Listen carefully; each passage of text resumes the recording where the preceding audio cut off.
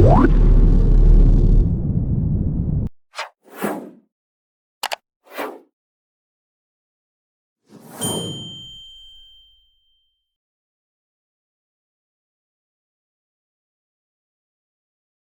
Chinatown in Cuni Creek eyed for tourist development. The Minister of Tourism, Industry and Commerce, Guyanese Walrond, has announced potential plans to preserve Hopetown, also known as Chinatown, an abandoned Chinese settlement in Cuni Creek, as a tourism site. This settlement, originally established for Chinese indentured laborers after their contracts ended, could become a key attraction showcasing Guyana's rich cultural heritage. Minister Walrond, accompanied by the ambassador of the People's Republic of China to Guyana, Guyanese, recently visited the nearby community of Santa Eritac. During their visit, a program was launched to train local residents in bamboo weaving techniques. The ambassador and I discussed the possibility of restoring Chinatown as it represents a significant aspect of Guyana's history and our Chinese heritage, Minister Walrond shared with the villagers. The director of the Guyana Tourism Authority, Campbellville, is also supportive of the idea. We can collaborate with the Embassy of China to develop this site. The tombstones and graves in Chinatown can enhance the tourism experience, providing a deeper historical context for visitors traveling down the Cuni Creek, Minister Walrond explained. She added that while discussions are still in the preliminary stages, Ambassador Guyanese is enthusiastic about exploring these opportunities. Historical records indicate that the settlers in Chinatown cultivated rice, plantains, and other cash crops, reared livestock, and primarily earned income through charcoal production, which was sold in Georgetown along with shingles. At its peak, the Christian Chinese settlement housed approximately 800 residents. However, the population began to decline after 1874, leaving only remnants of the once thriving community. Minister Walrond emphasized that the government is committed to developing the entire area to offer a variety of options for visitors, further enriching Guyana's tourism offerings. Campbellville Secondary School to receive new teaching block at a cost of $143.9 million. Campbellville Secondary School is set to undergo a significant transformation with the construction of a new teaching block, valued at $143.9 million. The Honorable Minister of Education, Priya Manikchand, visited the site on Tuesday morning to officially break ground for the new building. The new teaching block will feature 8 classrooms, 2 sanitary blocks, and a staff room, providing modern facilities that will enhance the learning environment for both students and staff. The contract for the construction has been awarded to Cultivation Construction Incorporated, and the project is expected to be completed within 11 months. This investment underscores the Ministry of Education's commitment to improving educational infrastructure across the country. The school community is eagerly anticipating the completion of the project, which promises to foster a more conducive atmosphere for academic excellence and accommodate more students. "We are thrilled about this development," said Minister Manikchand. "It represents a significant step forward in our efforts to provide high-quality education and better facilities for our students and teachers." Commissioning of the Lakeville Health Center. Yesterday marked the commissioning of the District No. 10 Lakeville Health Center in Region 5, officiated by the Honorable Minister of Health, Dr. Frank Anthony, and the Honorable Minister of Local Government and Regional Development, Sonia Parag. This state-of-the-art facility, valued at $46 million, aims to serve approximately 1,200 residents in Dahoop and surrounding villages in the Mahia-Kaburbis area. In his address, Minister Dr. Frank Anthony emphasized the government's commitment to enhancing healthcare, education, and other services to improve the lives of all Guyanese. He also highlighted ongoing efforts by the Health Ministry to train medical personnel within local communities to serve in their respective regions. "These programs are here for people to enroll. We have many programs available, but we need people to come forward and be trained," stated Dr. Anthony. Minister Sonia Parag underscored the importance of not only infrastructure, but also the quality of service delivery by healthcare personnel. "While the necessary infrastructure is here, the service delivery is equally important," she noted. The event also saw the presence of Mr. Vikchand Ramphal, Regional Chairman of Region 5, Mr. Faisal Jafferli, Member of Parliament, Dr. Teresa Sarju, Regional Health Officer, and Mr. Lakeram Marian, donor of the land. Community residents also attended to celebrate the opening of the new health center. GRDB equips 20 experts to integrate drone technology into rice cultivation. The Guyana Rice Development Board, GRDB, has successfully trained 12 data analysts and 8 certified drone pilots through a 1-year program aimed at revolutionizing the rice industry with advanced drone technology. This initiative, supported by the GRDB, the Food and Agriculture Organization, FAO, and the Embassy of China in Guyana, has already benefited over 350 farmers. Speaking at the closing ceremony of the Drone Technology Program, Minister of Agriculture Zulfikar Mustafa emphasized the government's commitment to modernizing the agriculture sector. By introducing drone technology and geographic information systems, GIS, we are equipping our farmers with invaluable tools to optimize their operations and further maximize yields, stated Minister Mustafa. General Manager of the GRDB, Badri Persad, highlighted the program's significance in enhancing farmers' capacity and improving rice yields. He noted that the initiative would significantly contribute to achieving CARICOM's goal of reducing the food import bill by 25% by 2025.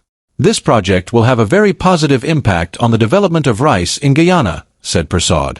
FAO Representative Gillian Smith underscored the importance of digital transformation and innovation in the agriculture sector. The best place for this project and the area that is most ready and committed to making the best use of the project was the GRDB, Smith explained. The project began with an initial contribution of just under US $78,000, supplemented by an additional US $45,000, eventually growing to over US $165,000 due to its rapid progress in Guyana.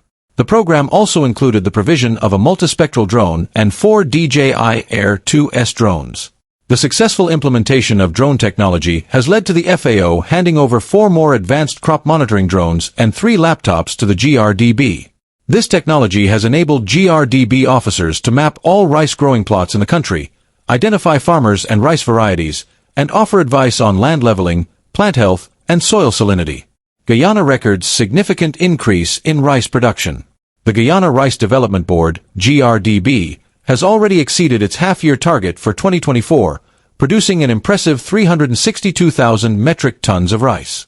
This milestone was announced by Minister of Agriculture Zulfikar Mustafa during the closing ceremony of the Drone Technology Program at Grand Coastal in East Coast of Demerara. Minister Mustafa highlighted that in the first quarter of 2024, over 360,000 metric tons of rice were produced, reflecting the successful implementation of additional strategies and programs within the Ministry of Agriculture. The GRDB had set a target of approximately 710,000 metric tons for the entire year. For the first half of the year, we have already surpassed our target and achieved a production of 362,030 metric tons, stated Minister Mustafa. He also noted the steady increase in production over the past years, with 610,000 metric tons produced in 2022 and 653,710 metric tons in 2023. The rice industry has not only seen growth in production, but also in revenue. In 2023, the sector generated US $212 million, and nearly US $127 million has already been earned in 2024. The GRDB aims to reach 750,000 metric tons by 2025, a goal the minister believes is attainable given the current trajectory. Between 2020 and the first crop of 2024, rice yield increased from 5.9 tons per hectare to approximately 6.6 tons per hectare. This translates to a rise from 38 bags per acre in 2020 to 41 bags per acre in 2024. The minister attributed this success to the government's substantial investments in the agriculture sector, particularly in the rice industry. In the last 4 years, almost 9 high-yielding rice varieties have been released for commercial production, significantly boosting rice productivity and sustainability. The latest variety, bio-fortified rice, was introduced during the Agri-Investment Forum and Expo in collaboration with the Inter-American Institute for Cooperation on Agriculture, IICA. This high-yielding variety commands preferential prices in the market, providing sustainable, affordable housing for Guyanese. The government of Guyana, under the leadership of the PPP/C administration, has been vigorously advancing the national homeownership agenda since assuming office in August 2020. Recognizing the slow pace of house lot distribution over the previous 5 years, the administration committed to an ambitious plan to allocate 50,000 house lots by 2025. Remarkably, in 2023 alone, nearly 10,000 house lots were distributed. With a substantial $78 billion budgeted for 2024 housing developments, the government has already allocated 4,161 house lots this year, bringing the total to over 35,000 house lots distributed to date. The government's efforts will be highlighted at the upcoming 2024 International Building Exposition, hosted at the National Stadium, Providence, starting August 8. Thousands of Guyanese will receive house lots during this event. The administration is on track to meet its 50,000 house lot target by 2025 and has launched a complementary initiative to construct affordable homes catering to varying financial situations. As a result, 1,693 homes have been completed, with another 1,490 under construction. This initiative extends beyond the coast, with 50 homes already completed and handed over to families in the hinterland communities of Cocorite, Warapoka, Yacarinta, Napi, and Haimaruni. Core Homes Support. The Adequate Housing and Urban Accessibility Program, funded by the Inter-American Development Bank, IDB, with $5.8 billion, provides core homes to vulnerable families. To date, 121 families have benefited from this initiative, with homes constructed in Haslington, Bitterverwagting, Cummings Lodge, Hope, Nonpareil, Sophia, Lust and Rust, La Parfaite Harmony, Great Diamond, Farm, and Golden Grove. An additional 188 core homes are slated for construction this year. Development of housing areas. To meet the high demand for house lots, the government developed 25 housing areas across regions 3, 4, 5, 6, and 7 in 2023. In 2024, 21 new housing areas are being developed in regions 1, 2, 3, 4, 5, 6, and 10. Infrastructure improvements have been completed in over 50 existing housing areas, with ongoing upgrades in 27 more.